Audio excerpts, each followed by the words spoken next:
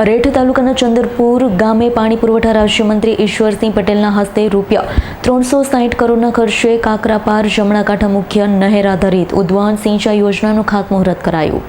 માંગરોળ તાલુકાના 5 ગામો અને માંડવી તાલુકાના 9 ગામોની કુલ 6068 હેક્ટર જમીનને સિંચાઈની સુવિધા ઉપલબ્ધ થશે। ઉદ્વહન સિંચાઈ યોજનાથી છેવાડાના ખેડૂતોના ખેતર સુધી પાણી પહોંચશે। પાણી પુરવઠા મંત્રી ઈશ્વરભાઈ પટેલે જણાવ્યું હતું, રાજ્ય સરકાર ઇજનેરી કૌશલ્યથી પાણીને ઉદ્વહન એટલે કે લિફ્ટ ઇરિગેશન કરી ખેડૂતોના ખેતર સુધી પાણી પહોંચાડી રહી છે। ધારાસભ્ય ગણપતસિંહ વસાવાએ જણાવ્યું હતું, આદિવાસી ખેડૂતોને પૂરતા પ્રમાણમાં સિંચાઈ સુવિધા મળવાથી વર્ષમાં અનેકવિધ પાક, શાકભાજી, ફળફળાદીનું ઉત્પાદન શક્ય બનશે। ધારાસભ્ય કુંવરજીભાઈ હળપતિએ જણાવ્યું હતું, વનબંધુ કલ્યાણ યોજનાએ આદિવાસી સમાજ સર્વાંગી વિકાસનો પાયો નાખ્યો છે। આ યોજનાથી માંગરોળ તાલુકાના 5 ગામોની 2186.46 હેક્ટર, માંડવી તાલુકાના 9 ગામોની 3885.19 હેક્ટર જમીન, કુલ 6068.65 હેક્ટર વિસ્તારમાં સિંચાઈની સુવિધા ઉપલબ્ધ થશે, જેના કારણે કુલ 14 ગામોની સિંચાઈના પાણીનો સીધો લાભ મળશે। માંગરોળ તાલુકાના નાની નરોલી, ડુંગરી, બોરસદ, દેગડિયા, ઉમેલાવ ગામો તેમજ માંડવી તાલુકાના અરેઠ, અંત્રોલી, ફલી, ઝાબ, ચંદનપુર, મધરકોઈ, ટુકેડ, પાતલ અને ઉટેવા ગામના ખેડૂતો લાભાન્વિત થશે। આ પ્રસંગે મંત્રી ઈશ્વરસિંહ પટેલે જણાવ્યું હતું, રાજ્ય સરકાર ખેડૂતોને સિંચાઈના પાણીથી સમૃદ્ધ બનાવવા સતત પ્રયાસરત છે। આ ઉદ્વહન સિંચાઈ યોજના સાકાર થતાં ખેડૂતો માંગરોળ અને માંડવી તાલુકાના 14 ગામોના ખેડૂતોને ખેતર સુધી પાણી પહોંચાડશે, જેના કારણે કૃષિ ઉત્પાદન વધશે, ખેડૂતોની આવકમાં નોંધપાત્ર વધારો થશે। આ પ્રસંગે જળ સંપત્તિ વિભાગના સચિવ પીસી વ્યાસ, મુખ્ય ઇજનેર RM પટેલ, ઇન્ચાર્જ સતીશભાઈ પટેલ, વિકાસભાઈ મોરડિયા, તાલુકા પંચાયતના સભ્ય, વિવિધ ગામના સરપંચ શ્રી ઉપસ્થિત રહ્યા। અને સબ શું કહેશું, ખેડૂતોમાં પણ ખુશી જોવા મળે છે। તાપી કરજણ લિંક યોજના જે ડેડિયાપાડા અને માંગરોળ તાલુકાની અંદર આ યોજનાઓ છે, એ યોજના 711 કરોડની લોકાર્પણ આદરણીય મુખ્યમંત્રી શ્રી ભૂપેન્દ્રભાઈ પટેલના સાનિધ્યની અંદર આ 7મી માર્ચે કરવામાં આવ્યું।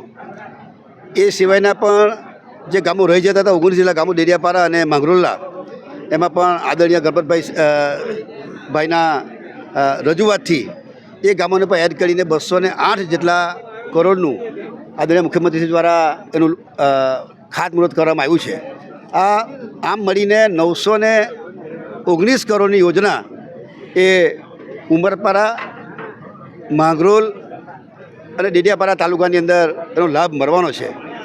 એ જ રીતે હમણાં 5 દિવસ પહેલાં જ જે સાગબારા તાલુકાનું જૂની જાવલી ગામ છે, ત્યાં સાગબારા તાલુકાના ખેડૂતોને પણ સિંચાઈનું પાણી મળી રહે એના માટેની પણ 500 કરોડની સૈદ્ધાંતિક મંજૂરી રાજ્ય સરકાર દ્વારા આપવામાં આવી છે। ટૂંક સમયમાં સર્વે થયા પછી એમાં પણ એ કામગીરી કરવાના છે।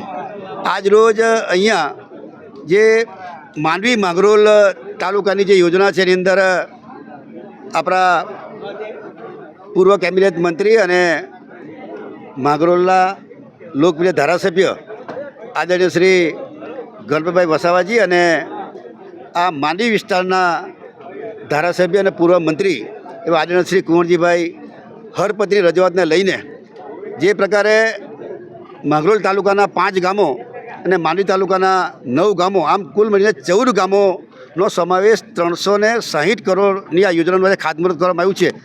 એ સિવાયના ગામો પણ જે કે આજુબાજુમાં રહી જતા હશે એને પણ એડ કરીને એ વિસ્તારના લોકોને પણ પાણી મળે એ પ્રકારનું સરકારશ્રીનું આયોજન છે।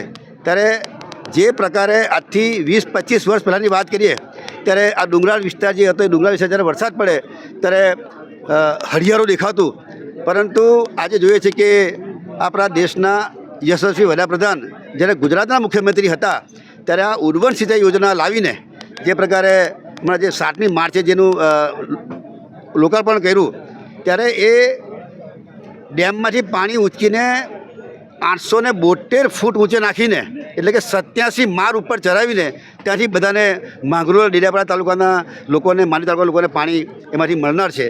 આ જે પણ એ યોજનાઓ છે એ આદરણીય મોદી સાહેબના શાસનની અંદર આ ઉદ્વહન સિંચાઈની શરૂઆત થઈ, આજે જોઈએ છે કે એનો લાભ તમામ ખેડૂતોને મળતો થયો છે।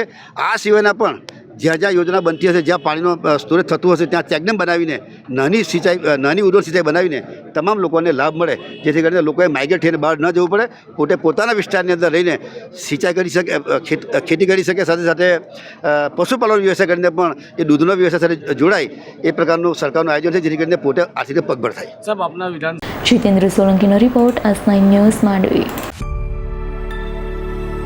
અમારી તમામ માહિતીથી અપડેટ રહેવા માટે જોડાયેલા રહો S9 ન્યૂઝ સાથે.